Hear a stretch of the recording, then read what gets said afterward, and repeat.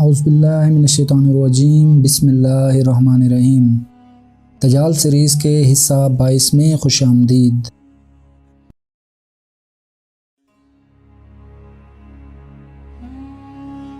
اب ہم بات کرتے ہیں اسرائیل کے قیام میں فری میسنز کے کردار کی۔ اسرائیل کے قیام کی راہ ہموار کرنے والے یہی فری میسن ہی تھے، جبکہ پوری دنیا پر یہودیوں کے قبضہ اور اسرائیل کے قیام کے لیے پلان ایک بڑے امریکی فری میسن یہودی البرٹ پائک نے دیا تھا، جو امریکہ میں ایک اہم عہدے پر فائز تھا۔ اس نے ایک دوسرے یہودی دوست کو 15 اگست 1871 میں ایک خط میں لکھا تھا کہ پہلی بین الاقوامی جنگ چھیڑنی ہوگی، اور یہ اس لیے ہوگی تاکہ زار روس کو تباہ کیا جا سکے اور اس پر فری میسنری اور الومیناٹی ایجنٹوں کی حکومت قائم کی جا سکے۔ روس کو بعد میں ایک خطرناک ملک کی شکل دے دی جائے تاکہ فری میسن کا پلان آگے بڑھایا جا سکے۔ دوسری جنگ کے دوران اس کشمکش سے کہ جو جرمن قوم پرستوں اور سیاسی زائنسٹ کے درمیان پائی جاتی ہے، فائدہ اٹھا کر اس جنگ کے نتیجے میں روس کے اثر و رسوخ کو بڑھا دیا جائے گا اور ارض فلسطین میں اسرائیلی ریاست کے قیام کو ممکن بنایا جائے گا۔ پھر دنیا نے یہ سب اپنی آنکھوں سے دیکھا۔ 17ویں صدی عیسوی سے لے کر 1948 میں اسرائیل کے ناپاک وجود کے قیام اور آج 2021 تک ان فری میسنز نے اپنی مکاری، صفاقی اور دہشت گردی سے دنیا بھر میں ظلم و ستم کے جو پہاڑ گرائے ہیں، وہ انسانیت کی اربوں سالہ تاریخ میں کہیں نہیں ملتے۔ پوری منصوبہ بندی سے پہلی اور دوسری جنگ عظیم کروائی گئی تاکہ اسرائیل کے قیام کی راہ ہموار کی جا سکے، جبکہ کروڑوں لوگ اس جنگ میں لقمۂ اجل بن گئے۔ گزشتہ 3 صدیوں سے وباؤں اور کئی طرح کی ویکسینز کے نام پر کروڑوں لوگوں کو قتل کیا گیا، کمزور اور غریب ملکوں کو قرضوں کے ذریعے لاغر کیا گیا۔ انقلاب فرانس کے نام سے فرانس کی شہنشاہت کا خاتمہ، سلطنت عثمانیہ کا خاتمہ، بالفور ڈکلریشن، 9/11، دہشت گردی، پراکسی وارز، حکومت بنانا اور گرانا، یہ تمام ریشہ دوانیاں انہی فری میسنز کے لاجز میں ترتیب دی جاتی ہیں، لیکن یہ سب اتنے خفیہ انداز میں ہوتا ہے کہ ان کے راز ہمیشہ راز ہی رہتے ہیں۔ اب ہم بات کریں گے کہ اقوام عالم اور خاص کر اقوام متحدہ پر فری میسنری کنٹرول کی، تو یاد رکھیں کہ اقوام متحدہ کا پہلا نام لیگ آف نیشنز تھا، جسے ایک فری میسنری یہودی نے ہی بنایا تھا، جو بعد میں اقوام متحدہ کی صورت میں ڈھل گئی۔ اب یہ اعداد و شمار بھی ذرا دیکھیے اور ان پر غور کیجیے۔ UN کے 10 انتہائی اہم اداروں کے اعلیٰ ترین عہدوں پر فری میسنری قابض ہیں۔ اقوام متحدہ کے نیو یارک آفس میں 22 شعبوں میں سے 9 پر یہودی فری میسن اپنا تسلط جمائے ہوئے ہیں۔ یونیسکو کے 11 شعبے مکمل طور پر یہودیوں کی ملکیت ہیں۔ IMF کے 6 سب سے بڑے عہدوں پر یہودی فری میسنری بیٹھے ہیں۔ ورلڈ بینک، جس نے دنیا کے 176 ممالک کو قرضوں میں جکڑا ہوا ہے، اس کے تمام بڑے عہدیدار فری میسن یہودی ہیں۔ یوں ان ملکوں پر یہودیوں کا تسلط بہت مضبوط بنیادوں پر کھڑا ہے۔ امریکہ کے 85 میں سے 54 اداروں پر یہودی فری میسنری بیٹھے ہیں۔ اگر دیکھا جائے تو امریکہ کا 60% در حقیقت فری میسن کے قبضے میں ہے۔ اسرائیلی مظالم کے خلاف اب تک 500 سے زیادہ قراردادیں سلامتی کونسل نے پاس کی ہیں، 60 منظور ہوئیں جن پہ آج تک عمل درآمد نہ ہو پایا۔ ان میں 45 بار اسرائیل کے خلاف ایکشن لینے کی قراردادوں کو امریکہ نے ہی ویٹو کر دیا۔ یوں فری میسن ہر بار اسرائیل کو امریکہ کی مدد سے درندگی کے وحشیانہ کھیل کے نتائج سے نکال کر لے جاتا ہے۔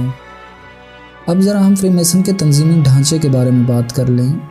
اس کی رکنیت کے عمل کو بہت پراسرار انداز میں سر انجام دیا جاتا ہے۔ پوری تفصیل میں جائے بغیر بتاتا چلوں کہ ان سے ایک اندھیرے کمرہ، جسے کمرہ تعامل کہا جاتا ہے، میں ایک چیف حلف لیتا ہے، جہاں کھوپڑیاں، ہڈیاں، زہریلے سانپ اور دیگر شیطانی اشیاء موجود ہوتی ہیں، جہاں چیف نئے آنے والے رکن سے کچھ سوالات کرتا ہے اور ان کے آنے کا مقصد پوچھتا ہے۔ کئی بار انہیں مستقبل کے خطرات کے متعلق آگاہ کرتے ہوئے واپسی یا پھر شمولیت کے متعلق پوچھتا ہے۔ رضامندی کی صورت میں ان سے حلف لیا جاتا ہے۔ ان کے حلف لینے کے مختلف طریقے ہوتے ہیں، جن کی تفصیل میں جانا ضروری نہیں۔ کبھی یہ لوگ بائبل تو کبھی تورات پہ ہاتھ رکھ کر حلف لیتے ہیں، اور ان کا مقصد ہوتا ہے عالمی حکومت کے قیام کے لیے کی جانے والی کوششوں کے حوالے سے رازداری برقرار رکھنا، جس کی پابندی میسنری مرتے دم تک نبھاتا ہے۔ یہاں تک کہ ان سے حلف لیا جاتا ہے کہ ان کو جو کچھ تحریری یا زبانی الفاظ میں بتایا جائے گا وہ اس سے کبھی عیاں نہیں کریں گے، یہاں تک کہ یہ کسی مرد، عورت، بچوں اور بے جان چیزوں تک سے ان کو مخفی رکھیں گے، سوائے اپنے لاجز اور فری میسنری بھائیوں کے۔ پھر یہ دجال کے چیلے فری میسن اپنے حلف کی کچھ یوں پاسداری کرتے ہیں کہ لاج کے اراکین ایک دوسرے سے خفیہ کوڈ میں بات کرتے ہیں۔ وہ ایک دوسرے کو اپنے خفیہ اشاروں اور الفاظ کے ذریعے پہچانتے ہیں۔ حد یہ ہے کہ اپنی برادری کے اراکین کے دروازوں پر دستک دینے کا بھی ان کا ایک مخصوص انداز ہے، اور یہ دنیا کے کسی بھی حصے میں چلے جائیں ایک دوسرے کو بآسانی شناخت کر لیتے ہیں۔ اگر کوئی فری میسن بیرون ملک سفر کرے تو اسے اپنے آدمی پہچاننے کے لیے کسی تعارف کی ضرورت نہیں ہوتی۔ مختلف ملکوں میں یہ لوگ ایک دوسرے کو بغیر کسی دشواری اور بغیر کوئی لفظ منہ سے نکالے صرف اپنے ہاتھ یا جسم کے اشاروں سے پہچان جاتے ہیں۔ کسی بھی دوسری تنظیم یا ادارے کی طرح فری میسن میں بھی درجے اور مرتبے پائے جاتے ہیں۔ عہدوں اور مناصب کے ان درجوں کو ڈگری کہا جاتا ہے۔ فری میسن کے تنظیمی ڈھانچے دو طرح کے ہوتے ہیں، انہیں اسکاچ رائٹ اور امریکی رائٹ کہا جاتا ہے۔